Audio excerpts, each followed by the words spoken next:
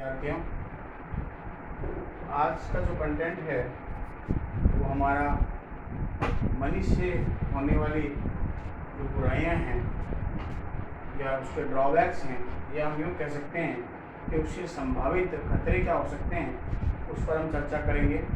इससे पूर्व व्याख्यान में हमने इकोनॉमिक सेक्टर में, डिफरेंट इकोनॉमिक सेक्टर में, प्रोडक्शन में, कंजम्पशन में, एक्सचेंज में, डिस्ट्रीब्यूशन में, पब्लिक फाइनेंस में, ये हमारी इकोनॉमिक एक्टिविटीज़ के पार्ट होते हैं और उनमें हमने विभिन्न क्षेत्रों में मुद्रा की भूमिका को देखा था। आज उसकी बुराइयों अथवा संभावित खतरों पर हम चर्चा करेंगे। विद्यार्थियों, जैसा कि आप जानते हैं कि एक सिक्के के दो पहलू होते हैं और अगर हम दोनों पक्षों को देखें तब जाकर के हम किसी भी विषय के संदर्भ में तुलनात्मक अध्ययन कर सकते हैं।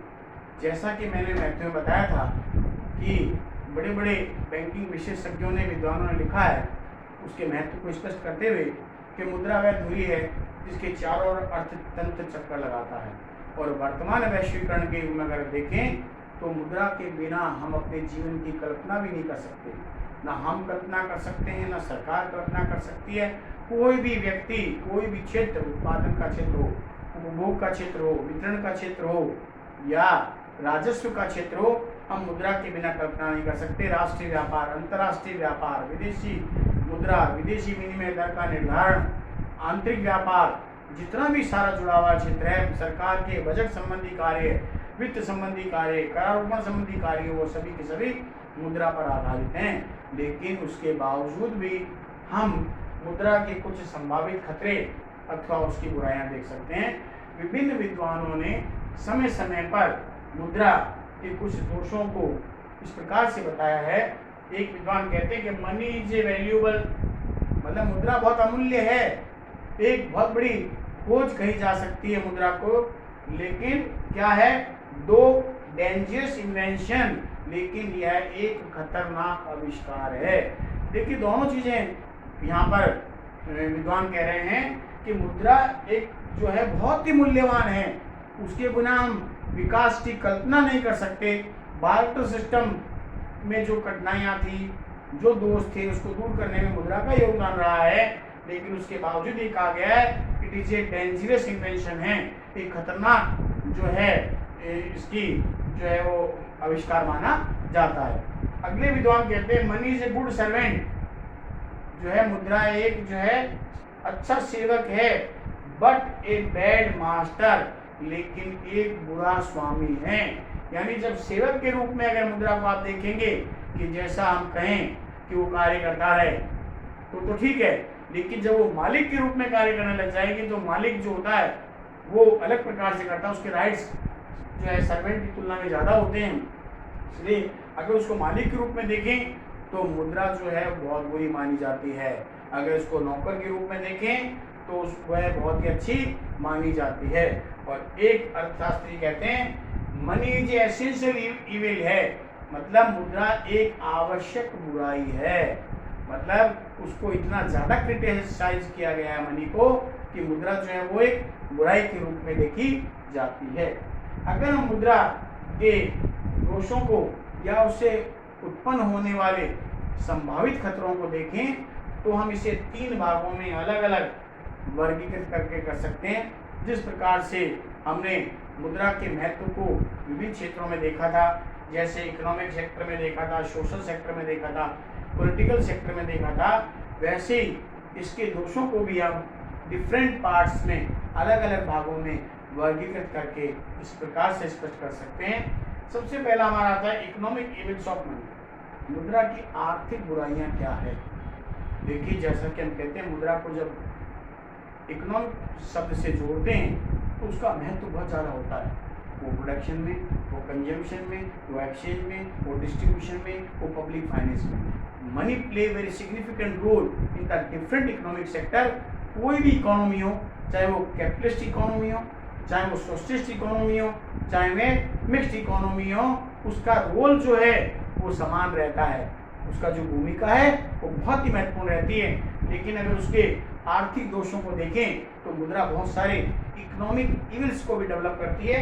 सबसे पहला है सोशल एंड इकोनॉमिक डिस्पैरिटीज। देखिए, जैसी मुद्रा का अवतरण हुआ, मुद्रा का आविष्कार हुआ, मुद्रा का प्रादुर्भाव हुआ, उसने समाज में एक ऐसी बुराई दी कि सामाजिक और आर्थिक विषमता को उसने बढ़ा दिया। अगर हम देखें तो मनी ने क्या किया है, समाज में जो है विश्व की सभी अर्थव्यवस्थाओं में समाज में दो अलग अलग भाग कर दिए, एक richer section of the society and number 2 poor section of the society, यानी धनी वर्ग अलग हो गया और निर्धन वर्ग अलग हो गया।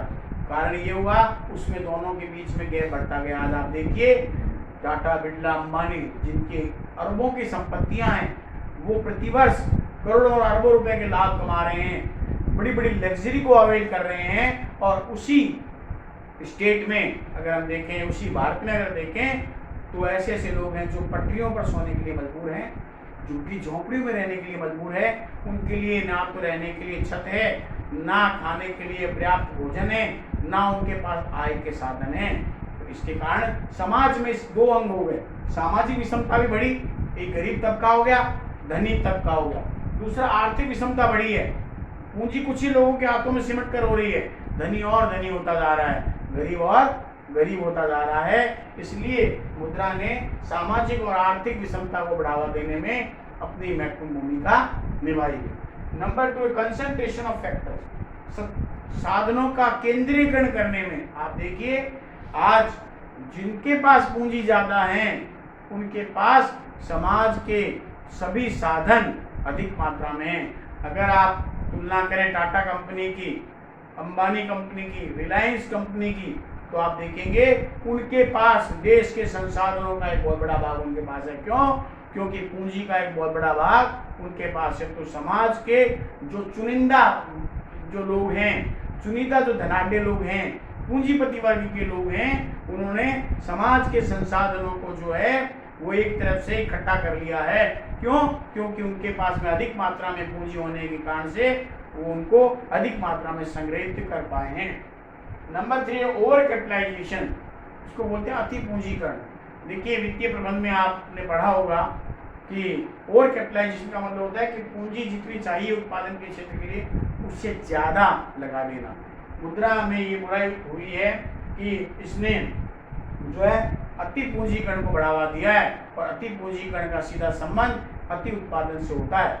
विद्यार्थियों हमेशा ध्यान रखिए कि कोई भी चीज़ अगर अति होती है तो वो समाज और देश के लिए हानिकारक मानी जाती है। जब अति उत्पादन जब देश में हो जाता है तो वहाँ मूल्यों में गिरावट आ जाती है और इसलिए संसाधनों का दुरुपयोग होने लगता है।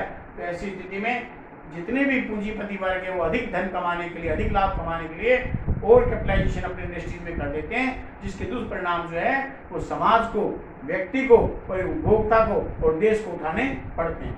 उसके बाद इविल्स ऑफ कैपिटलिज्म, देखिए पूंजीवाद की कुछ अपनी विशिष्ट विशेषताएं होती हैं, और उसी प्रकार से पूंजीवाद की अर्थव्यवस्था के कुछ दोष भी होते हैं, जैसे कंसेंट्रेशन ऑफ इकोनॉमिक पावर, जो है exploitation of the consumer, profit motive, ये सारी की सारी विशेषताएं या बुराइयां कहते हैं उसमें होती है।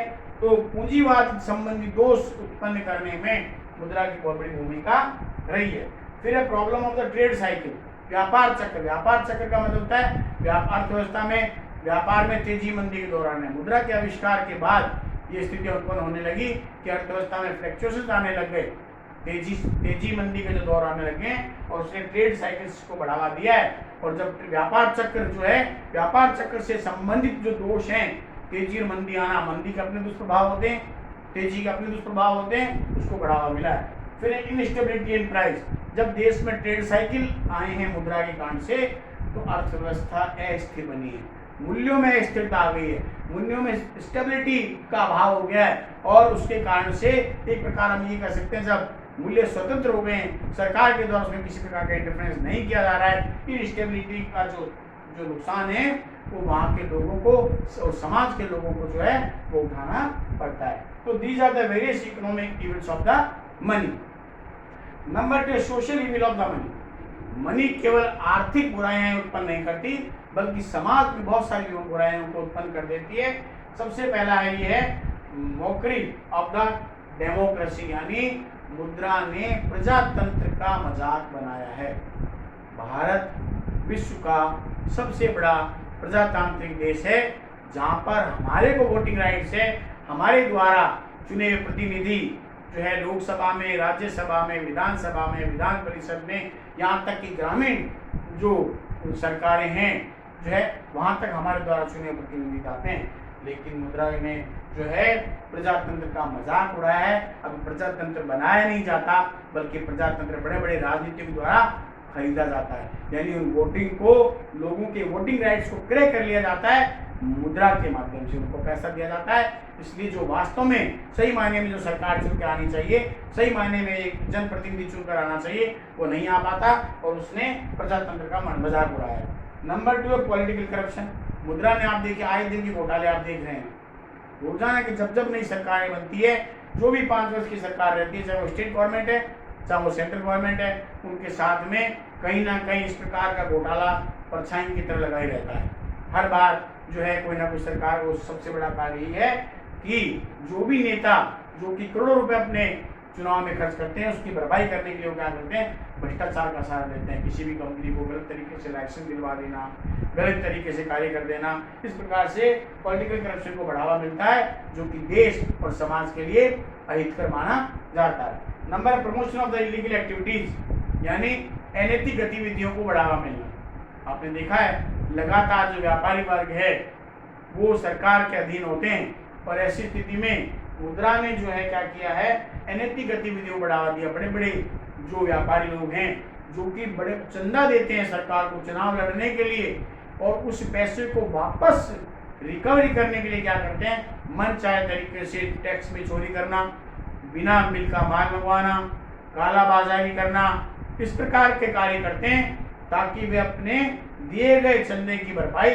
कर सकें। इससे देश में क्या होता है, अनैतिक गतिविधियां पनप जाती है। थर्ड जो पार्ट आता है वो moral evil of the money, यानी मुद्रा ने जो है वो नैतिक जो है बुराइयां भी उत्पन्न की है समाज में। सबसे पहले आती है इंक्रीज इन करप्शन। देखिए लोगों में मोरल खत्म होता है मुद्रा के से। आज मैं हूँ, मेरा कोई कार्य किसी ऑफिस से संबंधित है, पूरा नहीं हो पा रहा है, मुझे मेरा काम जल्दी से जल्दी करवाना है, मैं उत्सुक हूँ, तो मैं तुरंत क्या करूँगा, वहाँ जाकर के ये कहूँगा कि आप कुछ ले लीजिए और मेरा ये काम कर दीजिए। इसका सीधा प्रभाव ये आया है, हम जैसे लोगों ने ही समाज में भ्रष्टाचार को बढ़ावा दिया है। धीरे धीरे आपने देखा होगा कि किसी भी ऑफिस में चले जाइए, वहाँ लाल फीताशाही है। जब तक आप किसी प्रकार की उनको दान दक्षिणा के रूप में कुछ नहीं देंगे तो वो आपका कार्य संभव नहीं होगा। तो मुद्रा ने क्या किया, इस प्रकार से भ्रष्टाचार को बढ़ावा दिया है। लोग शाम दाम दंड भेद 4 बात आती है, तो इसका मतलब ये है कि धन देकर भी जो है वो कार्य करवाया जाता है, और मुद्रा ने समाज में लोगों के नैतिक पतन को बढ़ावा दिया है। फिर है एक्सप्लॉयटेशन ऑफ द सोसाइटी, समाज के लोगों का शोषण। मुद्रा ने समाज के लोगों में शोषण उत्पन्न किया है। आप किसी भी क्षेत्र में चले जाइए, चाहे औद्योगिक क्षेत्र में चले जाइए, चाहे कृषि के क्षेत्र में चले जाइए, चाहे एजुकेशन के सेक्टर में चले जाइए, आपने देखा होगा बड़े बड़े जो लोग हैं, पैसे वाले लोग हैं, जो कि लोगों को जॉब देते हैं, नौकरी देते हैं, वो समाज के उन लोगों का शोषण करते हैं। जो उनके द्वारा कार्य करवाया जाता है उससे कार्य ज़्यादा करवाया जाता है, लेकिन उनको किया जाने वाला जो भुगतान है वो कंपेरेटिवली कम होता है। और इसलिए समाज के जितने भी वर्ग के लोग हैं, गरीब वर्ग के लोग हैं, जो जिनको बहुत ज़्यादा आवश्यकता है नौकरी की, जॉब की आवश्यकता है, उनका बड़े बड़े लोगों के द्वारा, धनाढ़ लोगों के द्वारा, एम्प्लॉय के द्वारा उनका शोषण किया जाता है। उसके बाद इंक्रीज इन थेफ्ट, यानी इसका मतलब है चोरी को बढ़ावा। आज आप देख रहे हैं मुद्रा ने बहुत बड़ी चोरी को बढ़ावा दिया है। धीरे धीरे मुद्रा के कारण से जो है इस प्रकार से अनैतिक गतिविधियाँ उत्पन्न हो गई है।